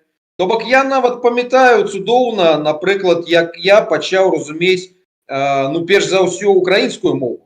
Гэта ўжо потым я, ну, прыйшоў да беларушчыны. То бок я вось ужо жыў тутака ў Чэхіі, і праз тое, што я ведаў, ну, расійскую, ды пачынаў ведаць чэшскую, я пачынаў бачыць украінскае тэлебачанне. А гэта былі часы Майдану. І гэта мне, ну, просто было цікава, так, сачыць за ўсім гэтым і гэтак далей. Я просто пачаў праз гэта, ну, разумець украінскую мову, а потым ужо, ну, ніяк там удакладніў гэта. І калі б гэта было бы вось так, як так свабодная нейкая трансляцыя, а яшчэ калі б да гэтага б дадаваліся бы субтытры беларускія, так, і гэтак далей, я лічу, што гэта адбылося бы, ну, адносна хутка. То бок ужо за дзесяцігоддзя такой палітыкі мы б атрымалі рэгіён ці краіну, якая, ну, прынамсі на паўбеларуская. Мгм. Я нагадваю гледачам, каб вы, хто яшчэ не паставіў, ставілі падабайкі. Ось у нас сёння досыць ну, адносна шмат паведамленняў у чаце, таму калі камусьці захочацца прайсці без чаргі, так бы мовіць, ёсць магчымасць заданаціць, і тады вы ўбачыце наш цудоўны алерт, і я прачытаю ваше паведамленне ў першую чаргу. Вось. Ну, таксама хто мае такую магчымасць, распаўсюджваеце нашу трансляцыю сярод сваіх знаёмых. І хто не падпісаны, падпісвайцеся, хто прыйшоў ад спадара Вадзіма таксама. Вось. Гэта такое дэжурнае нагадванне. Владислав Такар тут намагаўся даведацца, як будзе лапата па-беларуску. Лапата гэта лапата. Лапата яна лапата і ёсць. І па-беларуску таксама, толькі праз А. Ваш хлопчык пытае, ці не трэба да гэтага самага сядзення ў парламенце спачатку сілай такую магчымасць сабе прадставіць, што ў гэтым накірункам у госця. Не, ну глядзіце, ну, канешне, гэта, то бок мы цудоўна разумеем, што любыя перамены сапраўдныя у Расіі могуць адбыцца толькі праз сілавой сцэнар. То бок, ну, гэта проста тое, што нават няма сэнсу абмяркоўваць. Што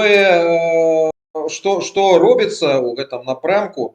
Ну, глядзіце, у нас вось сярод нашых прадстаўнікоў толькі Смаленскага рэспубліканскага цэнтру ёсць дзве асабістасці. Гэта Алексей Барановскі ды Ян Рузік. Алексей Барановскі, ён до апошняга часу браў удзел вось у легіёне Свабода Расіі, так званым, а Ян Рудзік у палку Каліноўскага. Вось, ну, вось вам і адказ, што робіцца ў гэтым напрамку. Так. Наступнае пытанне. Ад Владислава Токара. Чи знайомий гість з паном Едуардом Юрченко? Ну, не вельмі щільна знаёмыя, ну, то бок мы ва фрэндах у Фейсбуцы, але, ну, такого асабістага кантакту няма. Так. Шизапернік піша, што ды і беларускія гаворкі ў пэўным сэнсе страчаны ўжо на Беларусі, прынамсі ў сваім аўтэнтычным выглядзе.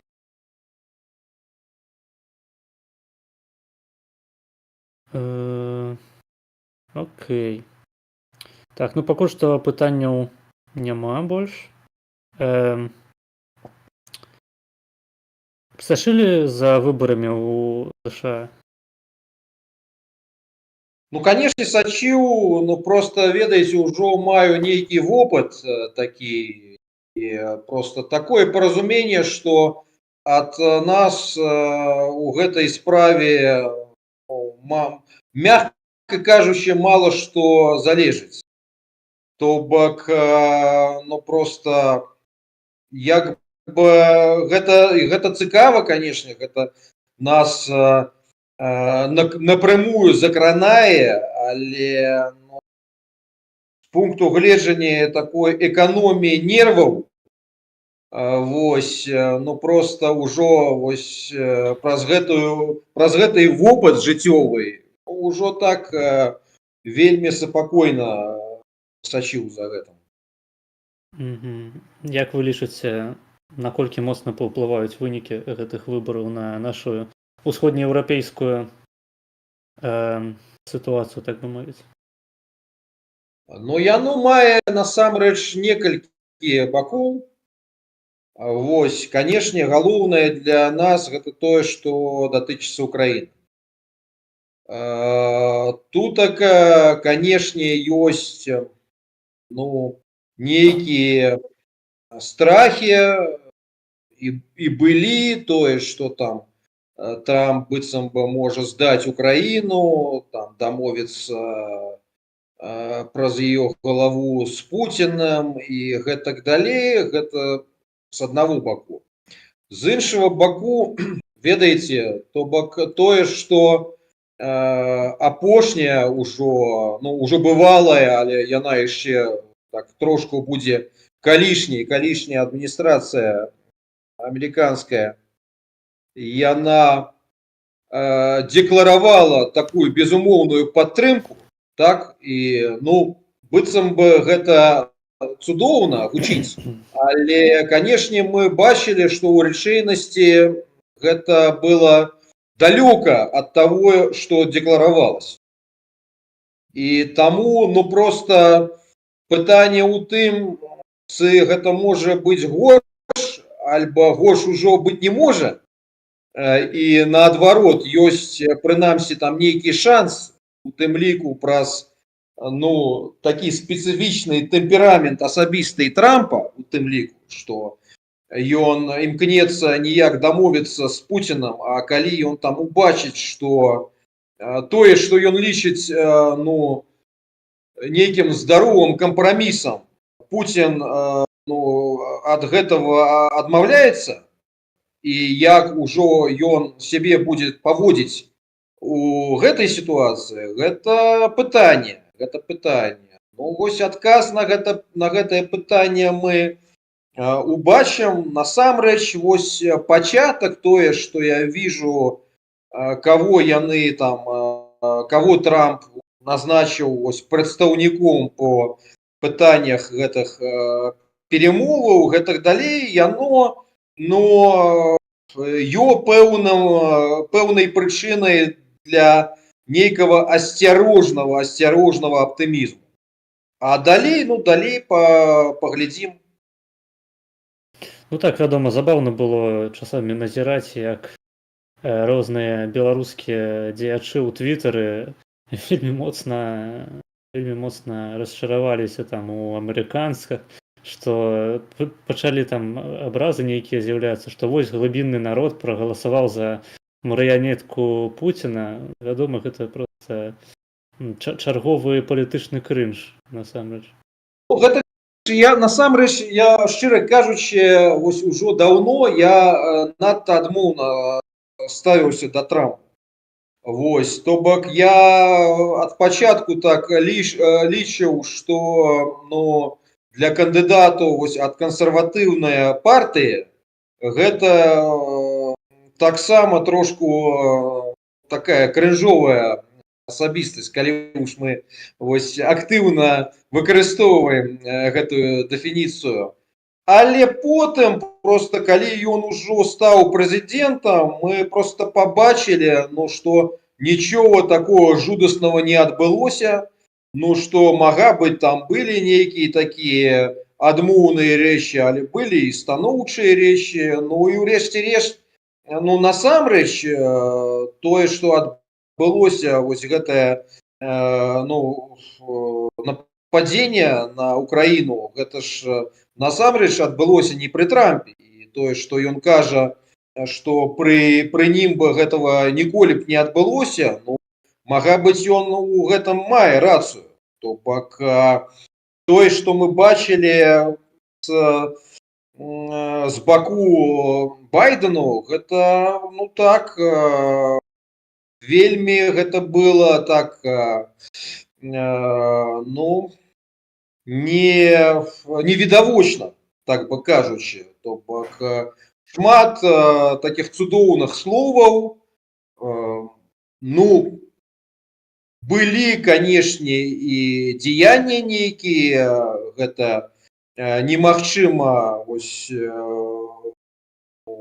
адмаўляць у гэтым, але значна менш, чым хацелася б таксама. Гэта першае. Па-другае, насамрэч стратэгічна я лічу, што мы павінны імкнуцца до такого становішча, калі б мы так не залежалі ад Амерыкі. То бок не толькі акрэмыя нацыянальныя дзяржавы, але і Еўропа ввогуле, і у тым ліку цэнтральна-ўсходняя Еўропа. То бок мы павінны выкарыстаць то, што пакуль сяк-так Амерыка надае нейкую падтрымку, у тым ліку цэнтральна-ўсходнееўрапейскім краінам, аб дасягнуць некага такого зроўня, пры яком мы б так не залежалі ад амерыканскай падтрымкі. Таму што мы не ведаем насамрэч, што там заўтра будзе з Амерыкай. І дазволіць себе такую сітуацыю, калі лёс нашага рэгіёну, нашых краінаў, ён бы так 100% залежаў бы ад Амерыкі, гэта нездаровая насамрэч сітуацыя. То бок так не можа, ды не павінна адбывацца заўсёды.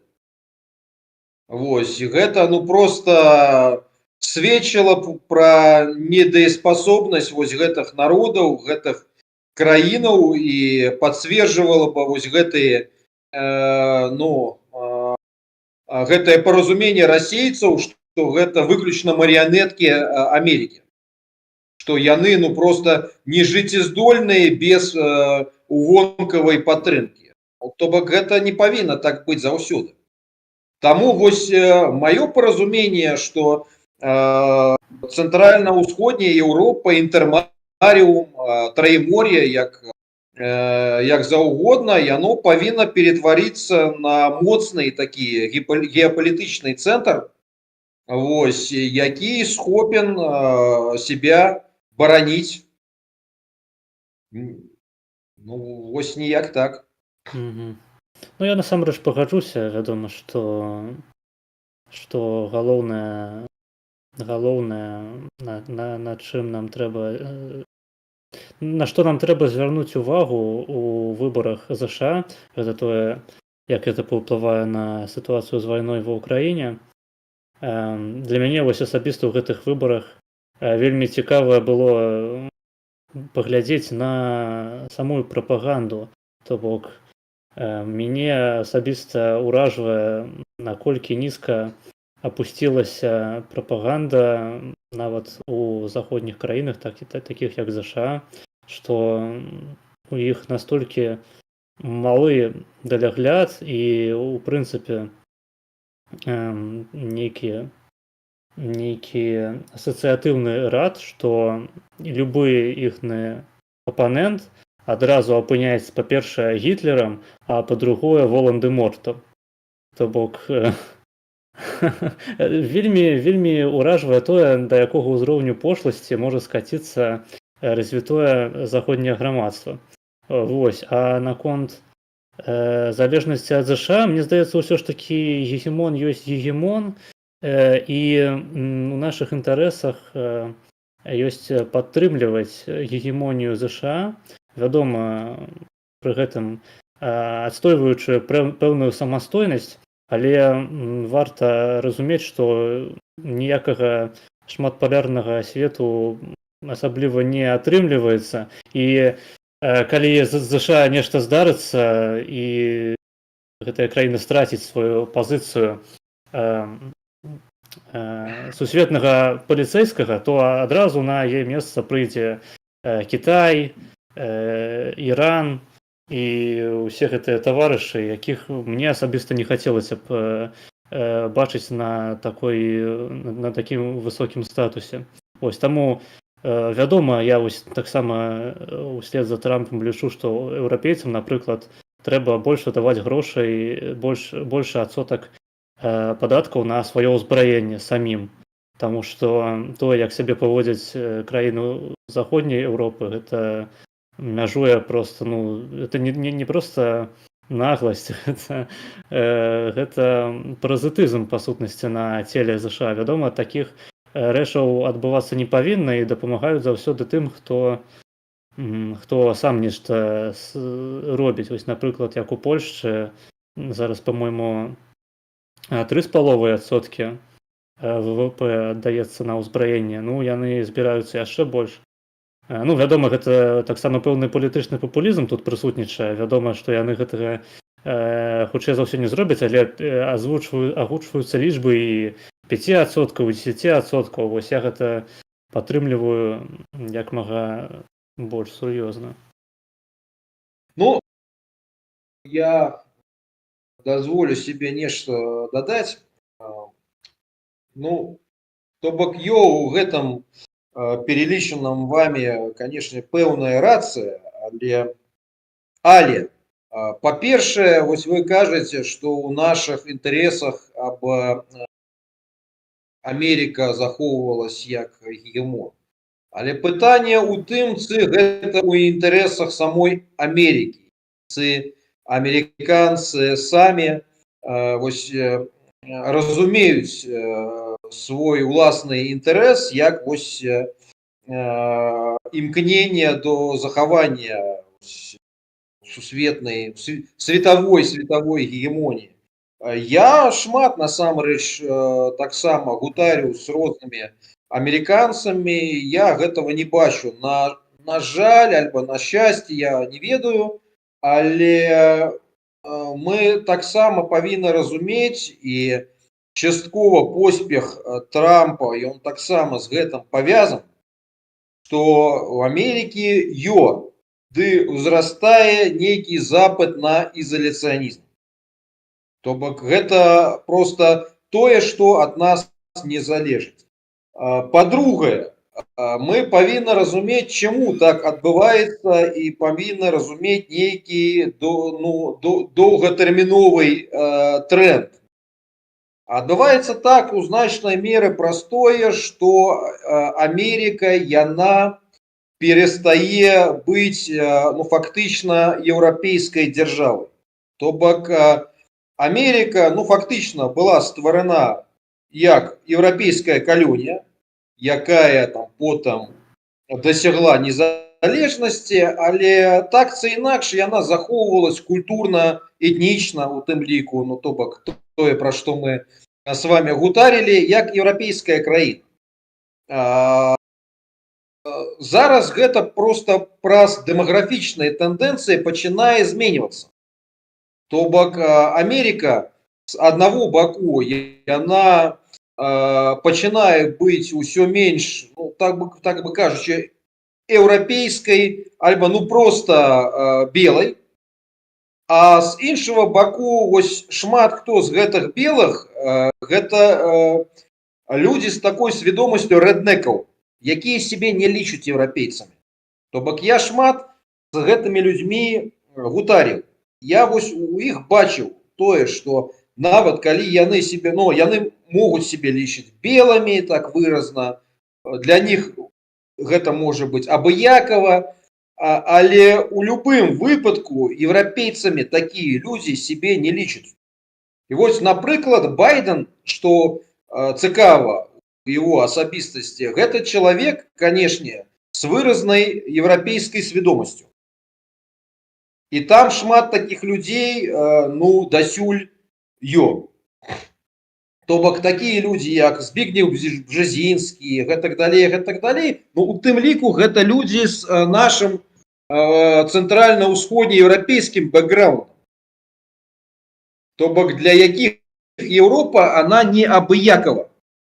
Вось, але такіх людзей там усё менш ды менш, а все больш ды больш там проста паводле аб'ектыўных дэмаграфічных тэндэнцыяў будзе тых людзей, для якіх прынцыпова Еўропа не адрозніваецца ад родных для іх Афрыкі ці Паўднёвай Амерыкі, напрыклад, паводле іх бэкграунду. І мы павінны просто разумець, якімі будуць вынікі гэтай дэмаграфічнай трансфармацыі, мага быць не зараз, але вось праз 10 гадоў, праз 20 гадоў, праз 30 гадоў і гэтак далей. І што мы з гэтым можам просто зрабіць, калі гэта адбываецца аб'ектыўна. У-трэціх, насамрэч, вось мы кажам, так, напрыклад, там Расія, тое сёе. Але глядзіце, насамрэч, вось гэтая вайна, яна ж прадэманстравала вось так званую там другую армію свету. Канешне, там шмат розных жартаў пра гэта і гэтак далей, і трэба разумець, што гэта насамрэч на зроўні такім, прынамсі, рэгіянальным, надта моцны сілавой такі фактор. Але Украіна таксама, яна прадэманстравала, што магчыма нават вось на зроўні Украіны, канешне, гэта было магчыма у тым ліку праз падтрымку Захаду, змагацца супраць гэтага.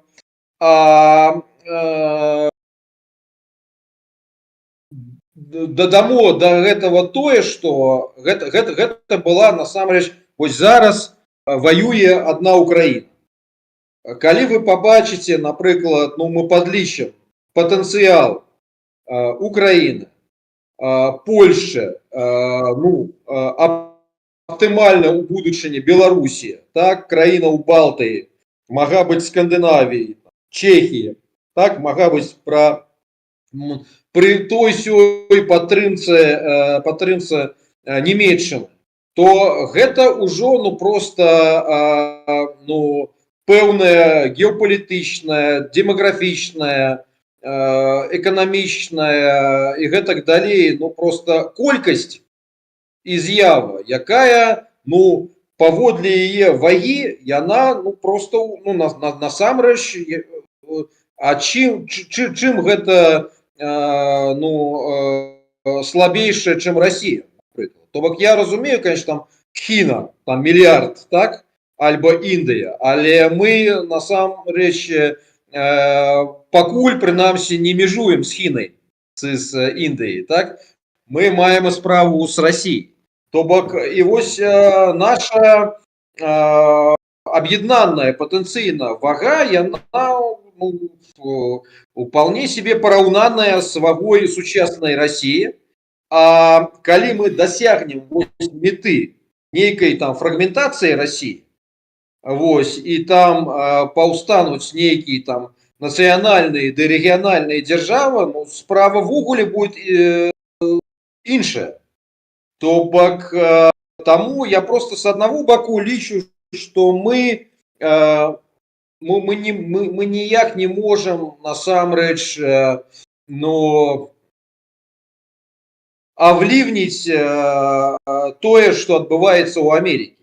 З іншага баку мы просто павінны улічваць такую магчымасць, што вось гэтыя змены яны адбудуцца, і вось у гэтым выпадку мы павінны быць просто падрыхтованы к гэтаму і не просто думаць так, што калі там знікне Амерыка як светавы паліцэйскі, то ўсё.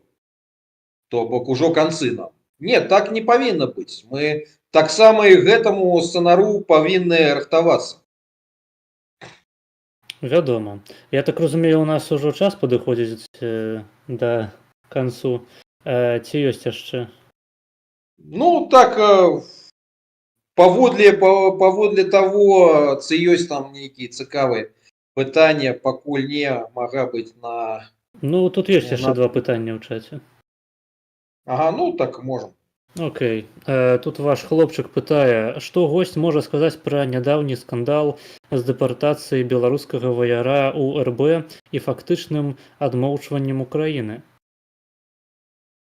На жаль, я не маю просто дакладнай інфармацыі наконт гэтага, таму магу сказаць толькі тое, што гэта, канешне, вельмі трагічная гісторыя і такого не павінна быць. Але вось так дакладна падрабезнасці, на жаль, я не ведаю і ніяк растлумачыць гэта не магу.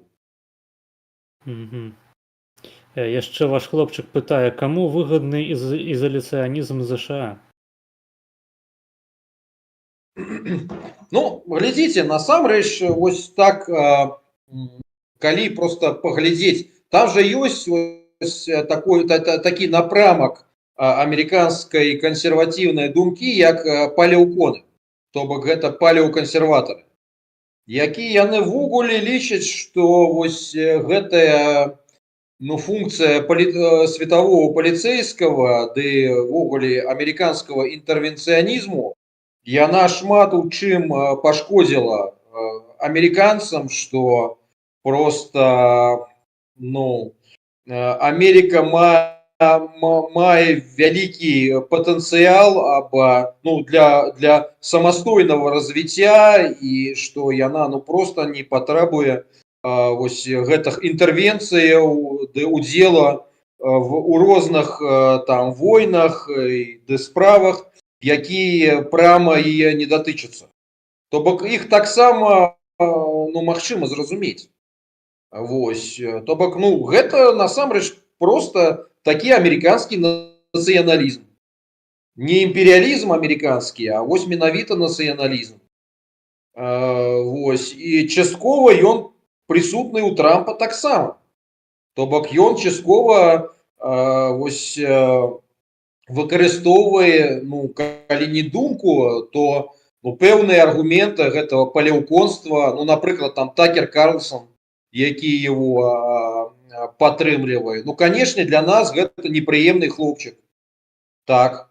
Таму што гэта не ў нашых інтарэсах. То бок у нашых інтарэсах, або зараз там былі ястрыбы. Вось. І калі гэта будзе так, то цудоўна. Але што мы можам зрабіць, калі выбар амерыканскага народу будзе іншы? Зразумела. Здаецца, ніхто больш пытанняў у часе не задаў. Вось, калі вам ужо трэба бегчы, то я магу вас адпусціць. Так, памаленьку ўжо, напэўна, будзем развітвацца. Так, мне здаецца, вельмі добра пасядзелі, было дастаткова пытанняў ад аўдыторыі. Вось, вам трэба, мне здаецца, часцей з'яўляцца на такіх стрымах, таму што у вас досыць добрая патокавая мова беларуская, асабліва для чалавека, які яе вывучаў і не з'яўляецца пры гэтым беларусам. Дзякуй. Вось, так што, калі будзе жаданне, можаце, вядома, яшчэ нас наведаць. Дзякуй. Спрабуем часам. Добра. Тады дзякуй, што прыйшлі. Дзякуй за ўдзел у трансляцыі. Дзякуй усім, хто задаваў пытанні. Вось. І да пабачэння. Дзякуй за запрошанне. До пабачэння.